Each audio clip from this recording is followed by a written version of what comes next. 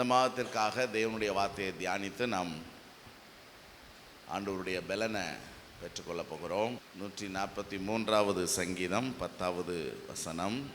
உமக்கு பிரியமானதை செய்ய எனக்கு போதித்தருளும், நீரே என் தேவன், உம்முடைய நல்ல ஆவி என்னை செம்மையான வழியிலே நடத்துவாராக. இந்த மாதத்திற்கு இந்த வசனத்தில் இருக்கிற இந்த 2வது பகுதியை தான் கர்த்தர் நமக்கு வாக்குத்தத்தமாக தருகிறார். என்னுடைய நல்ல ஆவி உங்களை செம்மையான வழியிலே நடத்தும், அல்லது நான் உங்களை செம்மையான வழியிலே நடத்துவேன். அவர் நம்மை செம்மையான வழியிலே நடத்துவார் என்று கர்த்தர் நம்மோடு இந்த காலை வேளையிலே பேசுகிறார். செம்மையான வழி, அதை எப்படி புரிந்து கொள்ள? செம்மையான வழி, அதாவது ஆங்கிலத்தில் எப்படி போட்டிருக்குன்னா, may your good spirit lead me on level ground. May your good spirit lead me on level ground. Level ground அப்படின்னா சமதள பாதை. சமதள பாதையில் ஆண்டவர் நடத்தி செல்வார் என்று ஆங்கிலத்தில் சொல்லியிருக்கிறது. நமக்கு கொஞ்சம் புரியுது. பாதைகள் பலவிதம். மலை ஏற்றம் பார்த்துருக்குறீங்களா? ஃபஸ்ட்டு கியர்லேயே போட்டு ஊன்னு என்ன செய்யணும்? ஆமாம், இழுத்துட்டு போனோம். அது மலை ஏற்ற பாதை. மலை இறக்க பாதையும் கஷ்டம். ரொம்ப கவனமாக வண்டியை இறக்கணும். இறக்கம் ரொம்ப ஸ்பீடாக தான் இருக்கும், ஆனால் கொஞ்சம் கவனம் தப்புனாலும் வண்டி எங்கேயா போய் மோதி, ஏன்னா ஸ்பீடு ஓவராக இருக்கிறதுனால. கரடு முரடான பாதை, அதில் நீங்கள் வேகமாகவே என்ன செய்ய முடியாது, போக முடியாது. ரொம்ப ஆட்டம், வண்டி சீக்கிரத்தில் கலண்டுரும். அதனால தான் இந்த கிராமப்புறங்கள்லாம் போகிற பஸ்ஸுகள்லாம் பார்த்தீங்கன்னா, ஆமாம், ரொம்ப சவுண்ட் எஃபெக்ட் ஓவராக இருக்கும். கட்ட கட்ட கட்ட கட்ட கட்ட கட்டன்னு. அது கரடு முரடான பாதை. மேடு பள்ளமான பாதை, ரெண்டுக்கும் பெரிய வித்தியாசம் இருக்குது. கரடு முரடான பாதை வேறு, மேடு பள்ளம் சடக்கு சடக்கு தூக்கி தூக்கி என்ன செய்யும், போடும். அப்புறம் சறுக்கலான பாதை, ஆமாம், அதில் ரொம்ப கவனமாக என்ன செய்யணும், போகணும். பிரேக் பிடிச்சா நிற்காது, சர்ருன்னு போகும். நிறைய நேரம் டூ வீலரில் போகிறவங்க சறுக்கி விழுறத கேள்விப்பட்டிருக்கீங்களா? ஆமாம், பிரேக் பிடிச்சேன், சறுக்கிருச்சு, ஸ்லிப் ஆயிடுச்சு, அப்படி இழுத்து விட்டுரும், தேய்ச்சி விட்டுரும். அப்புறம் சேரும் சகதியுமான பாதை, ரொம்ப கஷ்டம். அதுலேயும் நம்ம வேகமாக என்ன செய்ய முடியாது, போக முடியாது. மண் பாதை, அதில் வண்டி சக்கரம் சிக்கிக்கிடும், புதஞ்சிக்கிடும். களிமண் பாதை, ஒரு காலை விட்டோம்னா அடுத்த காலை எடுக்க முடியாது, உள்ளே மாட்டிக்கிடும். வண்டி சிக்கிச்சுன்னா அவ்வளோதான், அங்கேயே நிப்பாட்டு சம்மர் வரட்டும்ட்டு போக வேண்டியதான். ஒரு சீசனுக்கு வண்டி அங்கே தான் என்ன செய்யும், நிற்கும். ஏன்னா எவ்வளோ சுற்றினாலும் என்ன செய்யாது, சக்கரம் சுற்றுமே தவிர கொஞ்சம் கூட வெளியே வராது. அப்படி அதுவும் மண்ணும் பாண்ட் ஆகிக்கிடும். களிமண் பாதை. கோணலான பாதை, அடிக்கடி பிரேக் போடணும், கியரை மாற்றணும், வண்டி ரொம்ப ஸ்லோவாக என்ன செய்யும், போகும். இப்படி நிறையா பாதைகள் இருக்குது. அப்புறம் ஹைவே. ஹைவேல வண்டி எப்படி போகும், அப்படியே பறக்கும் வண்டி. நேர் பாதை, குறுக்க எந்த வண்டி வராது. அப்போ ஆண்டவர் நம்மளை செம்மையான பாதையில் நடத்துவேன்னு சொல்கிறத நம்மளால் புரிஞ்சுக்கிற முடியுதா? ஏன்னா பல பாதைகள் இருக்குது. ஏன்னா இப்போ நம்ம செம்மையான பாதையில் போகலைன்னா என்ன பிரச்சனை? பயண நேரம் ரொம்ப அதிகரிக்கும்ல, நேரம் விரயமாகும். கொஞ்சம் நம்முடைய வாழ்க்கையை சோதிச்சு பாருங்கள். நம்முடைய வாழ்க்கையில் நிறைய நேரம் வீணாகுது அப்படின்னா நம்ம எந்த பாதையில் போகலைன்னு அர்த்தம். செம்மையான பாதையில் போகலை, நேரமெல்லாம் வீணாகுது, நம்ம நினச்சபடி எதுவுமே செய்ய முடியலை அப்படின்னா செம்மையான பாதையில் இல்லைன்னு அர்த்தம். அது மாதிரி செம்மையான பாதையில் போனால் நல்லா சுகமாக இருக்கும், கம்ஃபர்டபுளாக இருக்கும், டயர்டு தெரியாது. ஆனால் செம்மையான பாதையில் போகலைன்னா ரொம்ப அப்படியே சோர்வு, பலவீனம், ரொம்ப டயர்டு, கஷ்டமாக இருக்கும். ஸோ எப்படி இருக்குது நம்ம வாழ்க்கை? உங்கள் வாழ்க்கை எப்படி இருக்குது? பக்கத்தில் பார்த்துக்கலுங்க. எப்படி உடம்புக்கு நல்லா இருக்கா? நல்லா உடம்பு உலண்டுக்கிட்டு இருக்குதா? உண்டங்க மண்டங்க மாத்திரையை போட்டுக்கிட்டு சைடு எஃபெக்ட் அது இது என்னது? அப்போ வண்டி எங்கே போல? ஹைவேல போல, ஏதோ கோணலான பாதையில் அங்கிட்டு இங்கிட்டு என்ன செஞ்சுக்கிட்டு இருக்கோம். ஆமாம், அது மாதிரி கரடு முரடான பாதையெல்லாம் போனால் தேய்மானம் அதிகமாயிரும். வண்டியை சீக்கிரம் கொண்டு போய் சர்வீஸ் ஸ்டேஷனில் என்ன செய்ய வேண்டியிருக்கோம்? தேய்மானம் இன்றைக்கி நிறையா தான். முட்டு தேய்மானம், இடுப்பு தேய்மானம், கழுத்து தேய்மானம், அந்த தேய்மானம் இந்த தேய்மானம், ஓவராக அடி வாங்குது வண்டி. அது மாதிரி நஷ்டம், பண இழப்பு, இதெல்லாம் ஏன்? வண்டி எங்கே போல?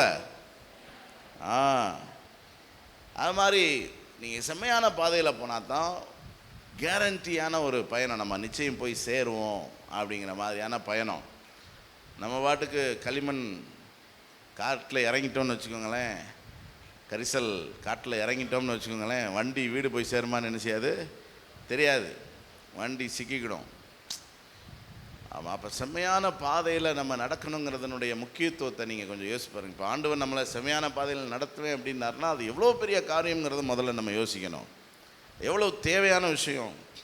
நிறைய பேருக்கு காரியம் எதுவுமே நடக்க மாட்டேங்குது, எதுக்குமே கேரண்டி கொடுக்க முடியலை, வண்டி பாதியில் நிற்கிது.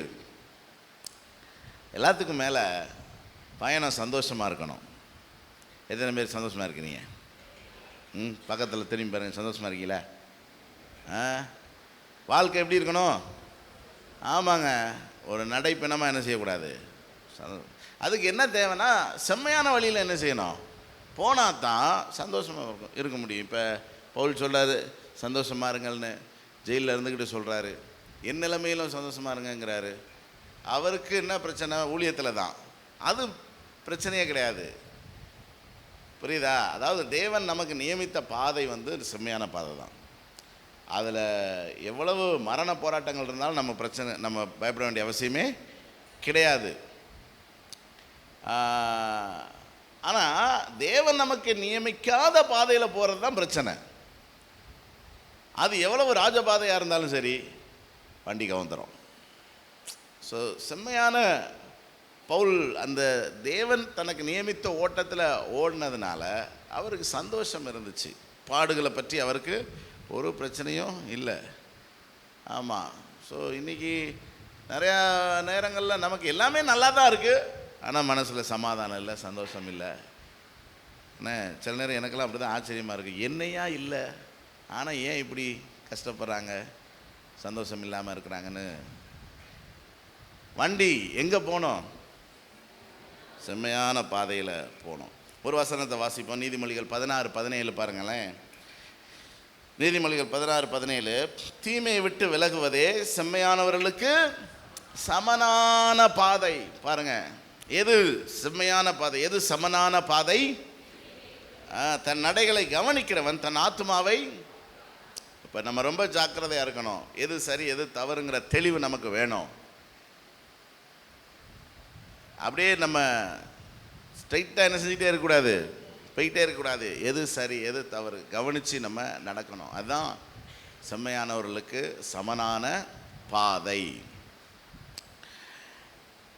ஒரு 3 காரியத்தை முதல்ல நான் உங்களுக்கு சொல்ல விரும்புகிறேன். செம்மையான பாதை ஏன் நமக்கு தேவை, ஏன் நம்ம செம்மையான பாதையில் நடக்கணும். முதலாவது, செம்மையான பாதை என்பது தேவ சித்தத்தை குறிக்கிறது. செம்மையான பாதை எதை குறிக்கிறது? இந்த வசனத்தினுடைய ஆங்கில வெர்ஷன் என்ன சொல்லுது பாருங்கள். Teach me to two your will. Teach me to two your will. ஏன்னா நமக்கு பிரியமானதை செய்ய, அப்படி தானே இருக்குது. போதித்தரலும் இருக்குதுல, ஆங்கிலத்தில் என்ன போட்டிருக்கு? Teach me to two your will. உடைய சித்தத்தை எனக்கு போதியும். செம்மையான பாதைங்கிறது தேவ சித்தம் செய்வதை குறிக்கிறது. நமக்கு ஒரு தெளிவு வேணும். நம்ம வாழ்கிறது எதுக்காகத்தான்? தேவ சித்தம் செய்கிறதுக்காகத்தான். பக்கத்தில் பார்த்து இது உமக்கு தெரியுமான்னு கேளுங்க. தெரியுமா? நம்ம இன்னைக்கு உயிரோடு இருக்கிறது எதுக்காகத்தான்? தேவ சித்தம் செய்வதற்காகத்தான். அதனால தான் மத்தேயு 7:21 பரலோகத்தில் இருக்கிற என் பிதாவின் சித்தத்தின்படி செய்கிறவனே அல்லாமல் பரலோக ராஜ்யத்தில் ஒருத்தனை என்ன செய்ய மாட்டான்? பிரவேசிக்க மாட்டான். நீங்கள் தேவ சித்தம் செஞ்சால் தான் உங்கள் வாழ்க்கை பயணம் எங்கே போய் முடியும்? பரலோகத்தில். நரகத்தில் போய் முடிகிறதுக்கு நம்ம எதுக்கு வாழணும்? அப்போ தேவசித்தம் செய்கிறவர்களுக்கு கர்த்தர் துணையாக இருப்பார். ஏன்னா தேவசித்தம் செய்கிற பாதையில் தானே அவர் இருப்பார். நம்ம பாட்டுக்கு இன்னொரு ட்ராக்கில் போனோம்னு வச்சுக்கோங்களேன், கூப்பிட்டு பார்ப்பார். திரும்பலையா? சரி போ, எங்கிட்டாவது போய் அங்கிட்ட இங்கிட்ட அலைஞ்சு முட்டி மோதி வந்தாவா, வராட்டி போ. எங்கே போ? நரகத்துக்கு. அதுதானே பார்த்தோம். இப்போ தேவ சித்தம் செய்யலைன்னா வாழ்கிறதுல ஒரு பிரயோஜனம் இல்லை. இன்றைக்கி உலக மக்கள் எல்லாரும் அவங்கவுங்க சுய சித்தத்தை செய்கிறாங்க. அவங்கவுங்க மாம்சமும் மனசு விரும்பினதை செய்கிறாங்க. ஆண்டவர் விட்டார், போ. அப்படியே முட்டி மோதி எங்கே போ? நரகத்துக்கு போ. இல்லை மக்கள் என்ன முடிவு பண்ணிட்டாங்கன்னா, ரைட்டு கொஞ்ச காலம் தானே நல்லா இந்த உலகத்தை ஆண்டு அனுபவிச்சுட்டு எங்கே போவோம்? நரகத்துக்கு போவோம். பாருங்கள், நரகம் எவ்வளோ கொடியது என்கிற அந்த அறிவு அவங்களுக்கு இல்லை. ஆண்டவர் நமக்கு நரகத்தை குறித்த தெளிவையும் அந்த நம்பிக்கையும் கொடுத்துருக்கிறது பெரிய விஷயங்க. நிறைய பேர் நம்பிக்கை கிடையாதுங்க. சும்மா கதை விடாதீங்கப்பா, நரகம் பரலோகம்னு என்ன உருட்டுறீங்களா அப்படின்னு அதை அசட்டை பண்ணுகிறவர்கள் அநேகர். ஏன்னா நமக்கு ஆண்டவர் கொஞ்சம் நரகத்தை குறித்த ஒரு பயத்தை கொடுத்துருக்கிறாருன்னா பெரிய புண்ணியம். ஏன்னா நரகத்தை பற்றிய பயம் இருந்தால் தான் நம்ம செம்மையான வழியில் என்ன செய்ய முடியும்? நடக்க முடியும். ஏங்க நரகம்னு ஒன்று இல்லை அப்படின்னா இன்னைக்கு நம்ம வாழ்கிற வாழ்க்கைக்கு அர்த்தமே இல்லையே. ஏன் வாழணும்? அதனால் நமக்கு ஒரு தெளிவு வேணும். யார் சித்தம் செய்யணும்? நம்ம சபையில் ஒரு குடும்பம் சமீபத்தில் கார் எடுத்தாங்க. இப்போ எங்களை கூட்டு போயிருந்தாங்க ஜெபம் பண்ணுறக்கு. அப்போ அவங்க சொன்னாங்க, அவங்க வீட்டில் 2 பிள்ளைகள், சின்ன பிள்ளைகள். அவங்க 2 வருஷமாக ஜெபம் பண்ணுறாங்களாம், ஆண்டவரே எங்களுக்கு கார் தாங்க அப்படின்னு.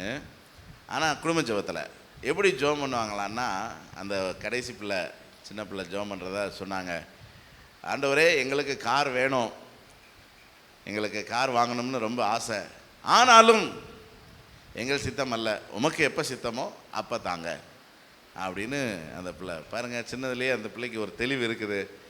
நம்ம நினச்சதெல்லாம் சாதிக்கக்கூடாது, நம்ம கேட்டதெல்லாம் கிடைக்கணும்னு நினைக்கக்கூடாது, அம்மா அப்பாவை தொந்தரவு பண்ணக்கூடாது, எதுக்குனாலும் என்ன செய்யணும்?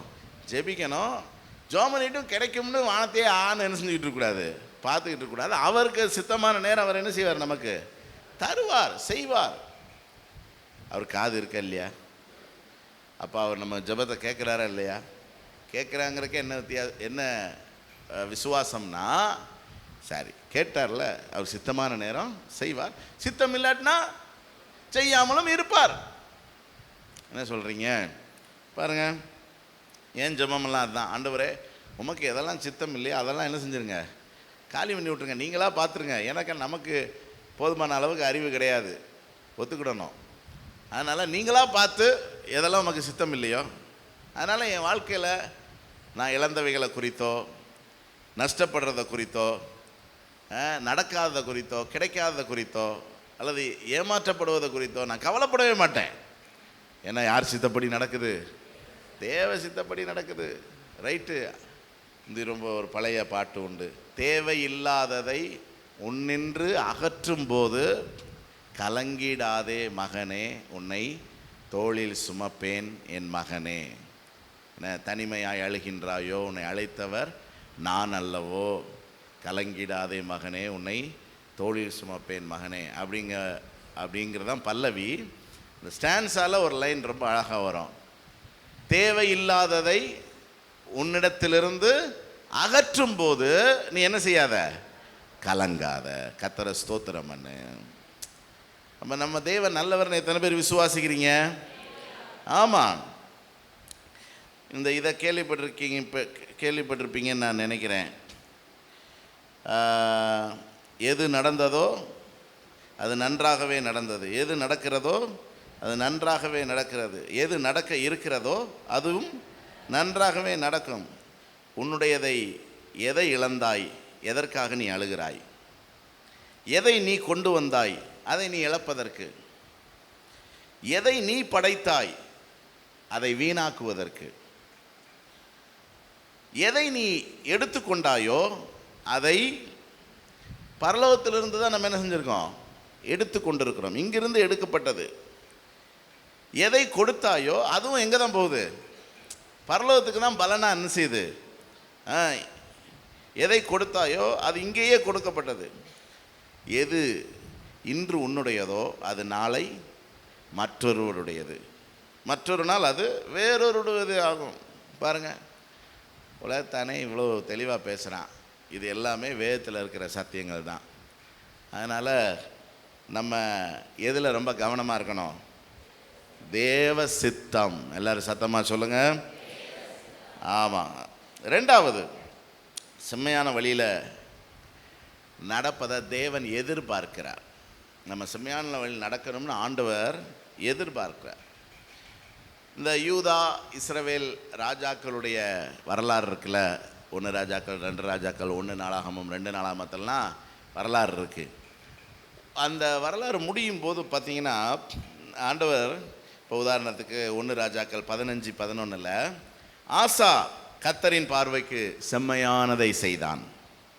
2 ராஜாக்கள் 10-30 கர்த்தர் யெகூவை நோக்கி, என் பார்வைக்கு செம்மையானதை நீ நன்றாய் செய்தாய். 2 ராஜாக்கள் 12-2 ஆசாரியனாகிய யோவாசை போதகம் பண்ணின நாளெல்லாம் அவன் கர்த்தரின் பார்வைக்கு செம்மையானதை செய்தான். 2 ராஜாக்கள் 16-2 ஆகாஸ் தன் தேவனாகிய கர்த்தரின் பார்வைக்கு செம்மையானதை செய்யாமல். இப்படி நிறைய வசனம் இருக்குதுங்க. பொதுவாக நம்ம கவனத்தில் இல்லாத ஒரு விஷயம் என்ன தெரியுமா? நம்மளை ஆண்டவர் பார்க்குறாரு, கவனிக்கிறாருங்கிற அந்த அறிவு நமக்கு நிறைய நேரம் இருக்கிறதில்ல. பாருங்கள், இந்த ராஜாக்களுடைய வாழ்க்கை முடியும் போது கர்த்தர் ஒரு ரிப்போர்ட் கொடுக்குறாரு. அந்த கான்டாக்ட் சர்டிஃபிகேட்னு ஒன்று சொல்லுவாங்க தெரியுமா? ஸ்கூலில் இருந்து நீங்கள் வெளியே வரும்போது கான்டாக்ட் இஸ் குட் அப்படின்னு கொடுப்பாங்களா? அது மாதிரி ஒவ்வொருத்தருடைய வாழ்க்கை முடியும் போதும் ஆண்டவர் ஒரு சர்டிஃபிகேட் கொடுக்குறாரு. எப்படி கொடுக்குறாரு பாருங்க. அவன் என் பார்வைக்கு செம்மையானதை செய்தான், அவன் என் பார்வைக்கு செம்மையானதை செய்யவில்லை. இவ்வளோ தாங்க, முடிஞ்சு வச்சுங்க. நீங்கள் அதை செஞ்சீங்க, யானையை பூனை ஆக்குனீங்க, பூனை யானை ஆக்குனீங்க, குதிரையை கழுதை ஆக்குனீங்க, கழுதையை குதிரை ஆக்குனீங்க. ஒரு மண்ணும் கிடையாது. ஆண்டவர் சிம்பிளாக சொல்லுவார், அவன் என் பார்வைக்கு செம்மையானதை செஞ்சான், செம்மையானதை செய்யலை. இவ்வளோ தான், முடிஞ்சு வச்சு. இப்போ கவனிக்கிறார் பாருங்களேன் நம்ம வாழ்க்கையை. நம்ம கூட நம்ம யோசிக்கிறது இல்லைங்க. அதனால தான் நமக்கு தெளிந்த புத்தி வேணும். நம்ம தேவனுடைய பார்வைக்கு செம்மையானதை செய்யணும்னா நமக்கு we have planned life, well planned life. அதனால தான் ஒரு வசனம் உங்களுக்கு காட்டினேன்ல, நீதிமொழிகள் 16-17 தன் நடையை கவனித்திருக்கிறவன் தன் ஆத்மாவை, இன்றைக்கி நான் என்ன செய்ய போகிறேங்கிறத என்ன செய்யணும்? You need to plan. இன்றைக்கி நான் என்ன செய்ய போகிறேங்கிற பிளானே உங்கள்கிட்ட இல்லைன்னு வச்சுக்கோங்களேன், தொலைஞ்சிய நிறையத்துக்கு ஸ்ட்ரெயிட்டாக போக வேண்டியதான். ஏன்னா நம்ம செய்ய வேண்டியது என்ன செய்ய மாட்டோம். பக்கத்தில் திரும்பி பார்த்து இன்றைக்கி என்ன பிளான் கேளுங்க. இன்றைக்கி என்ன பிளான்? என்னத்தை செய்யனே தெரில, போகிற வழியில் ஏதாவது முருங்கைக்காய் இருக்கான்னு வாங்கிட்டு போகணும், என்னத்தையாவது ஒரு குழம்ப வச்சுட்டு என்னத்தையாவது என்ன மாதிரி செய்வோம். என்ன செய்வீங்க தெரியுமா? முழு நேரம் செல்ஃபோனை நோண்டுவீங்க, டிவி பார்ப்பீங்க, வெட்டி கதை பேசுவீங்க, 4 தெருவை சுற்றி வருவீங்க, முடிஞ்சு போச்சு. எவ்வளோ நேரம் எந்த காரியத்தை என்ன செய்ய போகிறோம்? கவனிங்க, ரொம்ப கவனிங்க. செம்மையானதை செய்கிறது ஈஸி கிடையாது. ஏன்னா அவ்வளவு தடைகள், எதிர்ப்புகள், போராட்டங்கள், பிரச்சனைகள் நமக்கு இருக்குது. எது தேவைங்க? நான் ஜெபம் பண்ணுறதுக்கு, வேதம் வாசிக்கிறதுக்கு, ஊழியம் செய்கிறதுக்கு, நற்கிரியைகள் செய்கிறதுக்கு டைம் இல்லை. என்னத்துக்கு தேவையில்லாத பிரச்சனைகளை தள்ள தூக்கி வச்சுக்கிட்டு என்ன சொல்கிறீங்க? பாரமான யாவற்றையும் நம்மை சுற்றி நெருங்கி நிற்கிற பாவத்தை உதறி தள்ளிவிட்டு விசுவாசத்தை தோக்குகிறோம் முடிக்கிறோமாகிய தேவனை நோக்கி எப்படி ஓடுங்க. செம்மையான பாதையில் ஓடிக்கிட்டே இருங்க. கர்த்தர் நம்மளை என்ன செய்கிறாரு? கவனித்து பார்க்குறாரு. அதனால தான் உலகத்தின் முடிவில் ரெண்டாக பிரிக்கிறார். வெள்ளாடு செம்மறி ஆடை பிரித்து என்ன சொல்கிறாரு? நீங்கள் இதெல்லாம் செஞ்சீங்க, இதெல்லாம் செஞ்சீங்கன்னா அவங்க முழிக்கிறாங்க. நீங்கள் எப்போ தாகமாக இருந்தீங்க, நாங்கள் எப்போ தண்ணி கொடுத்தோம்? நீங்கள் எப்போ வஸ்திரம் இல்லாதீங்க, நாங்கள் எப்போ வஸ்திரம் கொடுத்தோம் அப்படின்னு ஒருத்தன் சொல்கிறான். இன்னொருத்தன், நீங்கள் எப்போ தாகமாக இருந்தீங்க, நாங்கள் எப்போ தண்ணி கொடுக்கல? நீங்கள் தாகம்னு சொல்லியிருந்தா நாங்கள் ராஜீவ் கம்பெனியவே வாங்கி வாயில் என்ன செஞ்சுருந்துருப்போம், ஊற்றி இருந்திருப்போமே. நீங்கள் என்ன இப்படி சொல்கிறீங்க அப்படிங்கிறான். இப்போ எவ்வளவு மக்கள் அன்கான்சியஸாக இருக்கிறாங்க பாருங்களேன். தாங்கள் செய்கிறது இன்னதென்று அறியாமல் இருக்கிறார்கள். ரொம்ப சிம்பிளாக ஆண்டவர் சொன்னார், நீங்கள் இந்த சிறியர்களுக்கு ஒருவனுக்கு எதை செய்யல அதை எனக்கே செய். அப்போ எல்லாத்தையும் ஆண்டவர் கவனிக்கிறார் பாருங்க. யார் யாருக்கு என்னென்ன செய்கிற கவனிக்கிறாரு, யார் யார்கிட்ட என்னென்ன பேசுகிற கவனிக்கிறாரு. ஆண்டவர் பிரித்து விட்டார். நீ எல்லாம் நரகத்துக்கு போ, நீ எல்லாம் பரலோகத்துக்கு போ. செம்மை ரொம்ப முக்கியம். மூணாவது, செம்மையான வழியிலிருந்து தப்பி நடக்க பண்ணுகிற சில முக்கியமான பாவங்கள் இருக்குது. அது குறித்து நம்ம ரொம்ப ஜாக்கிரதையாக இருக்கணும். அதில் முதல் விஷயம் என்னென்னா பணம். 2 பேதுரு 2:15 செம்மையான வழியை விட்டு தப்பி நடந்து பீலையாமின் வழியை பின்பற்றினவர்கள். பீலையாம் செம்மையான வழியை விட்டு தப்பி நடந்தவன். எதற்காகனா பணத்துக்காக. பணம் ரொம்ப ஜாக்கிரதையாக இருங்க. பணத்துக்காக எதை விட்டுறக்கூடாது? செம்மையான வழியை விட்டுறக்கூடாது. இன்றைக்கி உலகத்தில் பணம் தான் எல்லாம்.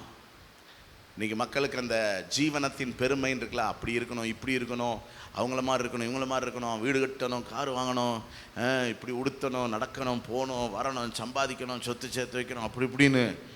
அதாவது இப்படி தான் மனுஷகுமாரன் வரும் நாட்களிலும் நடக்கும் போட்டிருக்கு. என்ன கொண்டார்கள், விற்றார்கள், நட்டினார்கள், கட்டினார்கள், கொண்டார்கள், அப்படி எல்லாம் போட்டிருக்கல. ஆமாம், மரணம் வந்து வாரிக்கொண்டு போக மட்டும் அவர்கள் உணராது இருந்தார்கள். இப்போ பாருங்களேன், ஒரு சீசன் ரொம்ப பீக்கில் போகுது. எல்லாம் வாங்கிறது, கொள்வது, செய்கிறது. திடீர்னு பார்த்தா லட்டப் முடிஞ்சு போச்சு. அதெல்லாம் ரொம்ப ஜாக்கிரதையானுங்க. பரலோகம் போனோம், பக்கத்தில் பார்த்துக்கோங்க, பரலோகம் போனோம். புரியுதா? இங்கே என்னமோ நம்ம 1000 வருஷம் இருக்க போகிற மாதிரி எல்லாம் கிடையாது.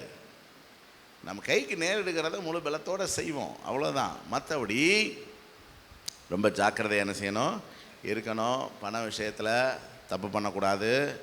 கர்த்தருடைய வழியை விட்டு விலகி போகக்கூடாது. ஆண்டவருடைய சித்தம் என்ன அப்படிங்கிறத நம்ம ரொம்ப யோசித்து சிந்தித்து செயல்படணும். ஆண்டவர் போகாதன்னாரு, ஆனால் பீலையாம் எதுக்காக போனான்? பணத்துக்காக போனான். அதனால் ரொம்ப ஜாக்கிரதையாக இருங்க. இந்த சீமோன் என்ற மாயவித்தைக்காரனுடைய காரியத்தில் இதே வார்த்தையை பார்க்குறோம். அப்போஸ்தலர் 8:21 உன் இருதயம் கர்த்தருக்கு முன்பாக செம்மையானதாக இல்லை. பாருங்கள், ஏன்? அவன் தேவனுடைய வரத்தை பணத்தினால் சம்பாதிக்கலாம். அப்போ தான் திரும்ப வரத்தை எதுக்கு விற்க முடியும்? பணத்துக்கு விற்க முடியும். இந்த ஓட்டுக்கு காசு கொடுத்துட்டு திரும்ப காசு சம்பாதிப்பாங்க பார்த்தீங்களா? அது மாதிரி ப்ராஜெக்டில் இறங்கிட்டான். வரத்தை காசை கொடுத்து வாங்குவோம், அப்புறம் காசை வாங்கிட்டு வரத்தை கொடுப்போம். அதனால் ரொம்ப ஜாக்கிரதையாக இருங்க. யூதாஸ் பாருங்கள், 30 வெள்ளிக்காசுக்காக செம்மையான வழியை என்ன செஞ்சிட்டான்? விட்டு விலகி போயிட்டான். இது ஒரு விஷயம். இன்னொரு வசனம் நீதிமொழிகள் 7:25 பார்த்தீங்கன்னா வேசியை பற்றி போட்டிருக்குது. ஏன்னா நீதிமொழிகள் 7:25 அவள் வழியில் என்ன செய்ய வேண்டாம்? சாயம். இது ரொம்ப மோசமான காலத்தில் நம்ம வாழ்ந்துக்கிட்டு இருக்கிறோம். ஆண் பெண் எந்த வித்தியாசமும் இல்லை. ஆமாம், கணவன் மனைவிங்கிற அந்த பந்தம் மாறிக்கிட்டு இருக்குது. யாருனாலும் யார் கூடனாலும் எப்படினாலும் வாழலாம் அப்படிங்கிற ஒரு நிலை ரொம்ப மோசமாக போய்கிட்டு இருக்குது. ஆனால் அப்படி கிடையாது. தேவன் ஒருத்தர் இருக்கிறாரு, செம்மையான வழின்னு ஒன்று இருக்குது. அதனால் ரொம்ப ஜாக்கிரதையாக இருங்க. ஏன்னா உங்கள் பரிசுத்தத்தை காத்து கொள்ளுங்க. ஆமாம், ஆண்களாக இருங்கள், ஆண்களோடு இருங்கள். தப்பாக நான் சொல்லலை. இப்போ அதையும் பாருங்கள். அதுவும் தப்பாயிருதுல. இப்போ அது வேற பிரச்சனை. பரிசுத்தத்தை காத்து கொள்ளுங்க, அவ்வளோதான். வேறு இடத்த சொல்ல. இதில் ரொம்ப ஜாக்கிரதையாக இருங்க. அந்த பாவத்தில் உங்களுக்கு பிரச்சனை இருந்துச்சுன்னா ரொம்ப ஜோம் பண்ணுங்க, ஆண்டவர்கிட்ட விடுதலையை பெற்றுக்கொள்ளுங்க. ஏன்னா தேவன் அப்படிப்பட்ட வழிகளை வெறுக்கிறார். ஆமாம். அதுபோல் இன்னொரு வசனம் நீதிமொழிகள் 23:19 பாருங்கள். நீதிமொழிகள் 23:19.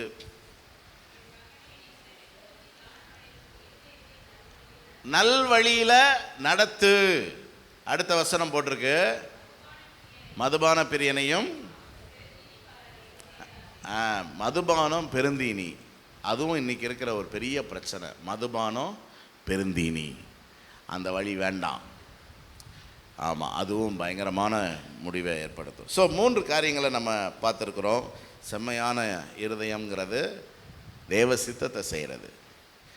2வது, செம்மையான இருதயம் நமக்கு செம்மையான வழியில் நம்ம நடக்கிறோமா என்னங்கிறத கர்த்தர் என்ன செய்கிறாரு? கவனிக்கிறார். 3வது, செம்மையான வழியில் நடக்கிறதுக்கு நம்ம இந்த ஒரு 3 பாவத்தை நம்ம ரொம்ப கவனிக்க வேண்டிய அவசியம் இருக்குது. ஒன்று பணம், இன்னொன்று இந்த வேசித்தனம், பச்சாரம், 3வது இந்த மதுபானம், போஜன பிரியம். ஸோ இது குறித்து நம்ம ரொம்ப ஜாக்கிரதை. இப்போ முடிக்க போகிறோம். சங்கீதம் 143:10 திரும்ப ஒருக்கா நம்ம வாசிப்போம். உமக்கு பிரியமானதை செய்ய எனக்கு நீரே என் தேவன், உம்முடைய நல்ல ஆவி. சரி, இப்போ தேவன் நம்மளை செம்மையான வழியில் நடத்துறதுக்கு, ஏன்னா அவருடைய உதவி இல்லாமல் நம்ம செம்மையான வழியில் என்ன செய்ய முடியாது? நடக்க முடியாது. அப்படி தேவன் நம்மளை நடத்துறதுக்கு 3 காரியங்கள். ஒன்று, முதல்ல நமக்கு ஒன்றும் தெரியாதுங்கிறத ஒத்துக்கொள்ளணும். புரியுதா உங்களுக்கு? இந்த நன்மை தீமை அறியத்தக்க விருட்சத்தை ஆண்டவர் சாப்பிடாதன்னு சொன்னார்ல. மனிதன் சாப்பிடாத இருந்த அந்த காலத்துக்கு என்ன பெயர் அப்படின்னா, த பீரியட் ஆஃப் இன்னசென்ஸ். மனிதன் நன்மை தீமை அறியத்தக்க விருட்சத்தை சாப்பிடுகிறதற்கு முந்தின காலம், மனுஷன் படைக்கப்பட்ட நாளில் இருந்து நன்மை தீமை அறியத்தக்க விருட்சத்தை சாப்பிட்ற நாள் வரைக்கும் இருந்த காலம் என்ன காலம்? இன்னசென்ஸ். அதுக்கு அடுத்த காலம் பார்த்தீங்கன்னா ஹியூமன் கவர்மெண்ட், மனித ஆளுகை. அப்போ அதுக்கு முன்னாடி அறியாமல் இருந்த காலத்தில், அந்த அறியாமைன்னா என்ன அர்த்தம் தெரியுங்களா? இந்த குழந்தை பருவம்னு சொல்லுவோம்ல. இந்த குழந்தை பருவத்தில் அந்த குழந்தை யாரை டிபெண்ட் பண்ணியிருக்கோம்? அம்மா அப்பாவையே தான் என்ன செய்யும்? டிபெண்ட் பண்ணியிருக்கோம். அந்த குழந்தை பருவம் மாறுதுங்கிறத எப்படி தெரிஞ்சுக்கலாம்? எதிர்த்து பேசுவாங்க.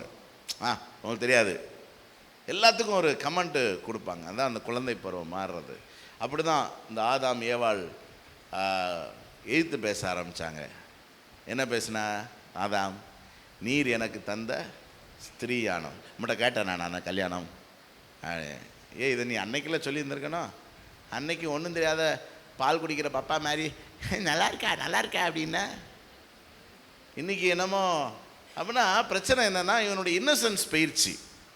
ஏன்னா நன்மை தீமை அறியத்தக்க அறிவு எனக்கு தெரியும், எல்லாம் தெரியும். திரும்ப நம்ம மனம் திரும்பி குழந்தைகளைப் போல் ஆகாவிட்டால் பரலோக ராஜ்யத்தில் என்ன செய்ய மாட்டோம்.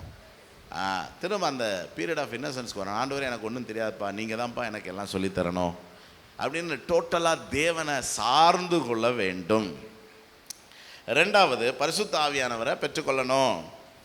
சீசர்கள் வெளியே போகிறதுக்கு முன்னாடி ஆண்டவர் சொன்னார், நீங்கள் காத்திருந்து என்ன செய்யுங்க? பரிசுத்த ஆவியை பெற்றுக்கொள்ளுங்க. பரிசுத்த ஆவி இல்லாமல் வெளியே போகாதீங்க. ஏன்னா ஆடுகளை ஓநாய்களுக்குள்ளே அனுப்புகிற மாதிரி நான் என்ன செய்கிறேன்? நீங்களாம் யார்? ஆடுகள். வெளியே இருக்கிறவங்களாம் ஓநாய்கள். அப்போ ஆண்டவர் சொன்னார், உங்களை நியாய சங்கத்திலலாம் கொண்டு போய் பிடிச்சி நிறுத்துவாங்க. அப்போ என்ன பேசுவோன்னு பயப்படாதீங்க, பேசுகிறது நீங்கள் அல்ல, உங்களுக்குள்ளே இருக்கிற ஆவியானவர். அப்போ ஆவியானவர் எவ்வளோ தேவைங்கிறத நீங்கள் கொஞ்சம் யோசிங்க. ஆவியானவர் எவ்வளோ முக்கியம் நமக்கு.